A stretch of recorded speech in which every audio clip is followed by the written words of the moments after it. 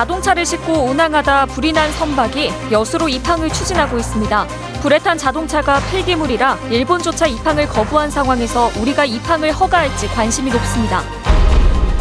지역민 채용 가점제를 광양제철소도 도입해야 한다는 주장이 제기됐습니다. 지역에서 거둬들인 이득에 맞춰 지역민을 배려해야 한다는 것인데 광양제철소가 제도 도입 검토에 들어갔습니다. 여수시가 종량제 봉투를 사용하지 않거나 음식물과 함께 배출된 쓰레기를 수거하지 않고 있습니다.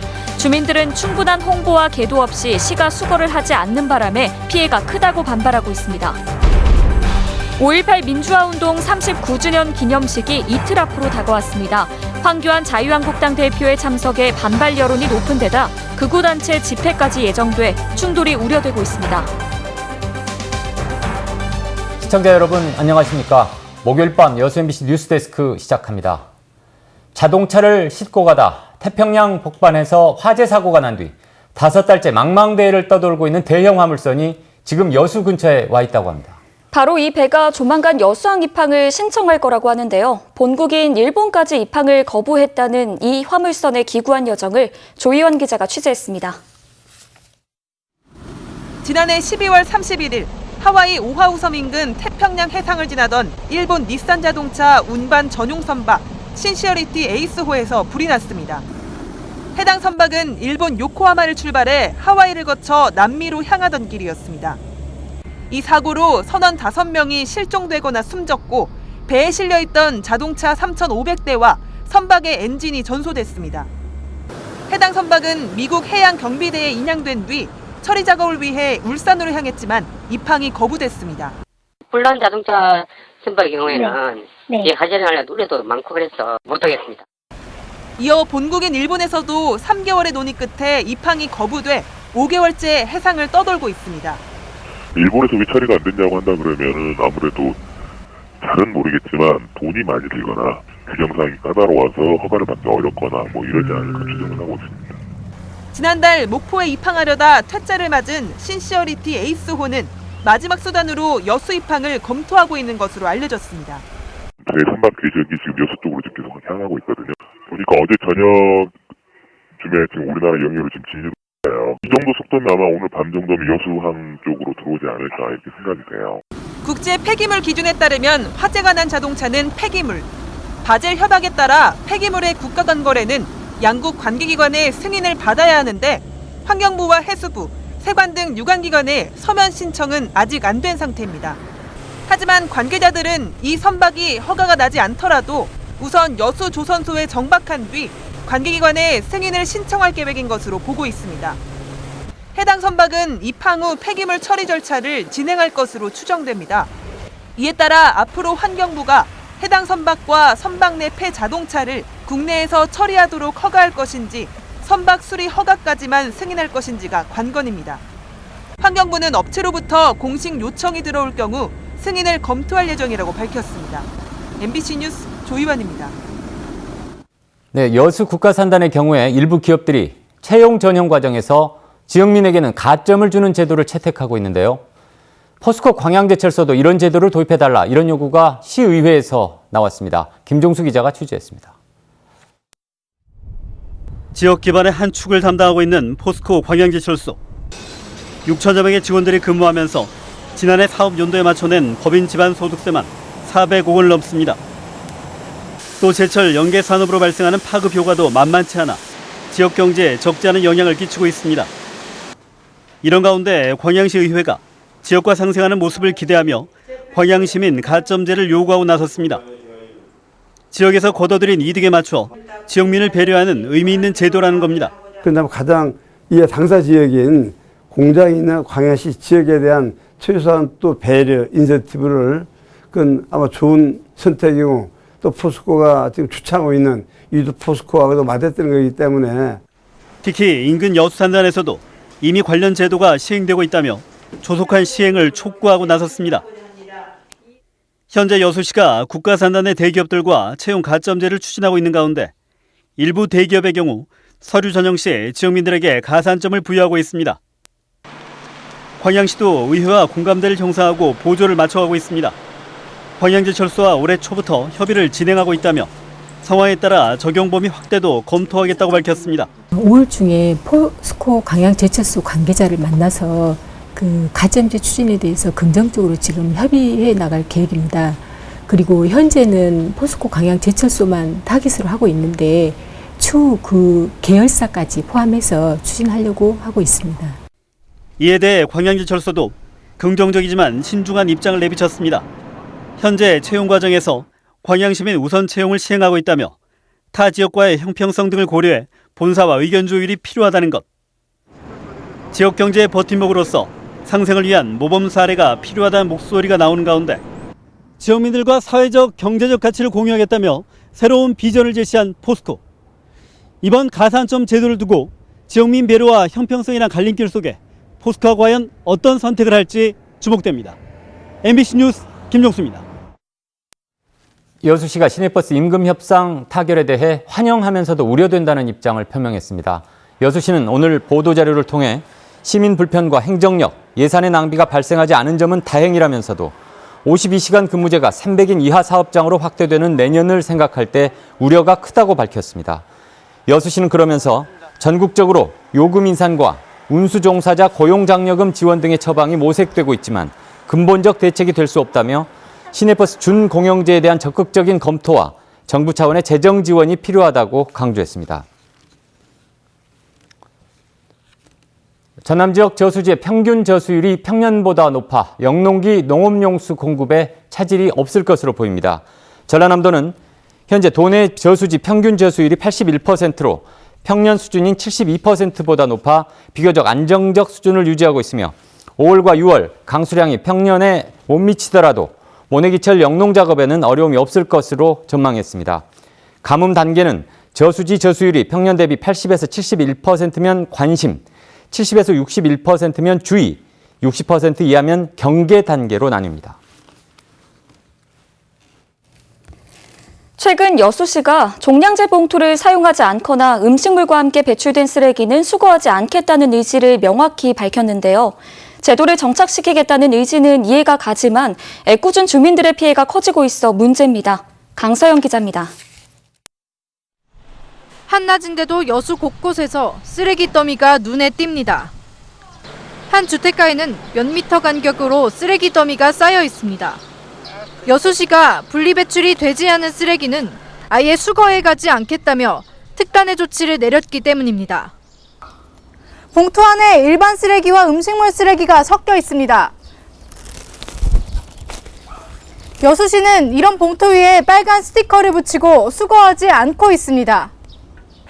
시민 감시단이 출동해 쓰레기를 제대로 분리하고 나서야 수거가 시작되는데 이렇게 쓰레기 처리가 지연되다 보니 악취가 나고 구더기까지 자라고 있습니다. 수거 거부 방침이 언제 끝날지도 모르는 가운데 쓰레기가 쌓여있는 곳 인근 주민들은 피해를 호소하고 있습니다. 물은 못 열어놓고 살지. 냄새가 나서 못 산다. 이 근방에 전부 다 그래 지금. 냄새가 나서 못 산다고. 주민들은 수거를 금지하는 취지는 공감하지만 홍보와 계도가 앞서야 했다고 말합니다. 당연히 수거가 힘이 드니까 주민들은 최소한대로 모아놨다가 3일 후에 가져와라 이런 계몽을 해야 되는 거 아닙니까? 하지만 여수시는 그간 쓰레기 배출과 관련해 꾸준히 홍보와 계도를 했지만 개선의 기미가 보이지 않았다는 입장입니다. 이런 가운데 매립장 시민 감시단들이 혼합 배출된 쓰레기를 받아주지 않는 상황까지 겹치다 보니 수거 거부 방침을 결정했다고 밝혔습니다.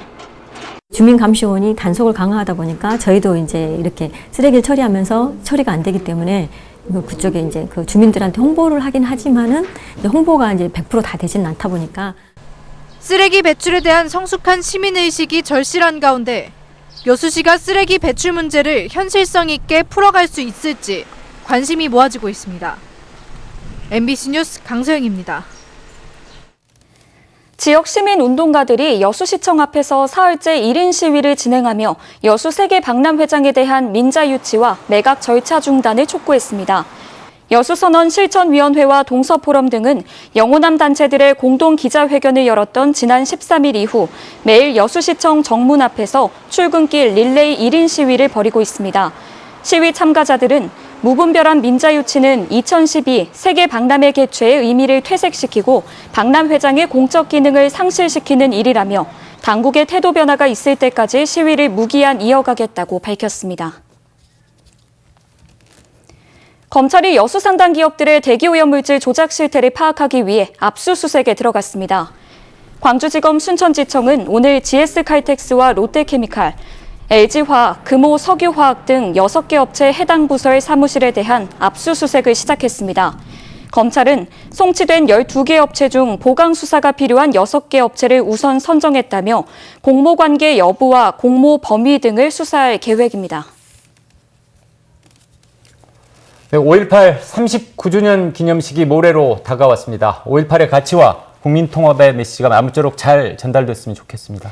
네, 황교안 자유한국당 대표가 참석한다고 하고 또 극우단체가 집회를 열기로 했다고 해서 분위기가 심상치 않다면서요? 네, 그래서 우리 광주 전남 지역민들 좀 더 차분하고 냉정하게 본질에만 집중하자 이런 동료의 목소리도 나오고 있습니다. 이계상 기자가 취재했습니다. 39주기를 맞은 5.18 민주화운동 기념식의 주제는 5월 광주 정의로운 대한민국입니다. 5.18의 의미와 역사적 사실을 전 국민이 함께 공감하고 국민 통합으로 승화시키자는 메시지가 담깁니다. 5.18 당시 가두방송을 했던 박용순 씨와 도청에서 최후 항전하다 숨진 고등학생 안종필 씨의 사연이 기념 공연을 통해서 재조명될 예정입니다. 올해 기념식에는 문재인 대통령도 취임 이후 2번째로 참석할 가능성이 높아졌습니다. 제1야당인 자유한국당의 황교안 대표 역시 정치권과 5월 단체 등의 거센 반대에도 불구하고 기념식에 참석하겠다는 입장입니다. 보수 성향의 단체들도 전야제가 열리는 내일과 기념식이 열리는 모레 전남대와 금남도 등지에서 집회를 강행할 예정입니다. 이 단체들은 신군부에 맞서 싸운 5.18의 가치를 인정한다며 유공자 명단 공개를 요구하기 위한 것일 뿐 충돌을 유도하려는 건 아니라고 말했습니다. 5.18 단체들이나 유공자들이 국민을 기만하는 행위입니다. 이거. 그래서 5.18 유공자 명단과 공적 조서를 공개하자는 이야기입니다.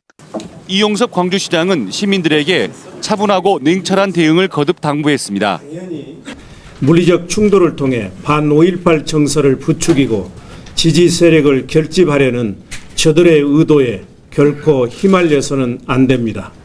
경찰은 전야제가 열리는 금남로와 기념식장에 경력을 집중 투입해서 만일의 사태에 대비하기로 했고 광주시 소방본부도 소방관 100여 명을 주요 행사장에 배치해 안전사고에 대비할 예정입니다. MBC 뉴스 이계상입니다.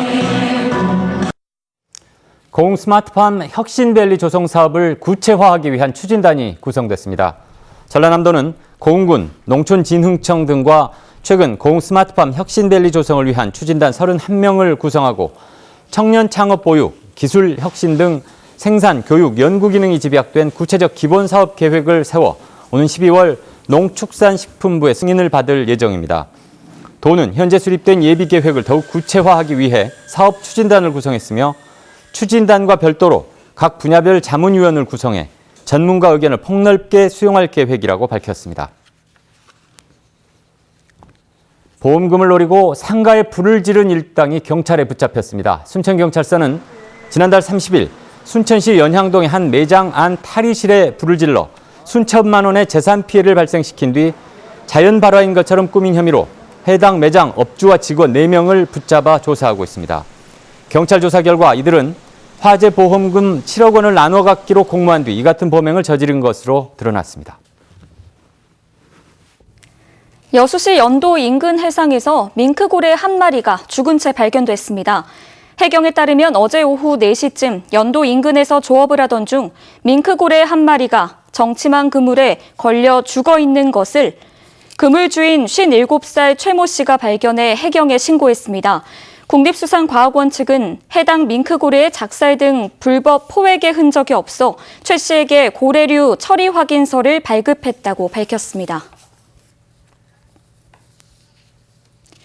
지역 일자리 창출을 위해 맞춤형 인재 양성 전략이 필요하다는 주장이 제기됐습니다. 오늘 광양시청에서 열린 전남 인적자원 개발 포럼에서 참석자들은 4차 산업혁명에 맞춰 일자리와 직업훈련 변화가 필요하다며 특히 지역 특성에 맞는 고용정책 마련을 위해 기관들의 적극적인 대응이 요구된다고 밝혔습니다.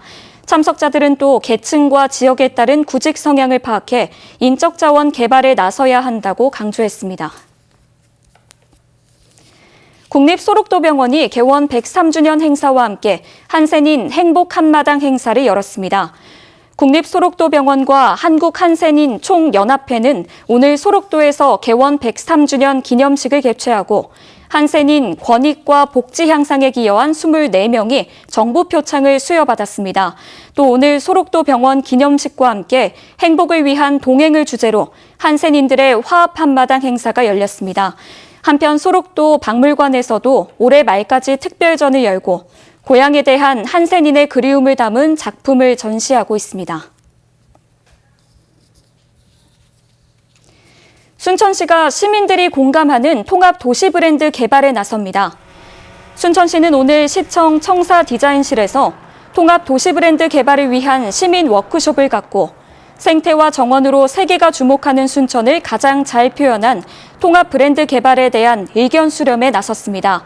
순천시는 시승격 70주년을 맞는 올해 통합 도시 브랜드를 개발해 도시의 정체성과 지역민의 화합, 도시 이미지 통합에 나선다는 계획입니다. 전남대학교 출신 교수가 미국 석좌 교수직 2개의 동시 임명돼 주목받고 있습니다. 전남대학교에 따르면 전남대학교 약대와 자연대를 졸업한 이수경 교수가 뉴욕 주립대 버팔로 생물학과의 제국혁신 석좌 교수로 초빙받은 데 이어 최근 같은 대학에 온피바알 초대 석좌 교수로 임명됐습니다. 이 교수는 만 28세인 지난 2004년 베일러 의과대학의 최연소 교수로 초빙되는 등 신경 발생학 분야의 세계적인 석학으로 평가받고 있습니다. 전라남도 해양수산기술원이 오늘 고흥을 비롯한 도내 7개 해역에 어린 대하 2,500만 마리를 방류했습니다.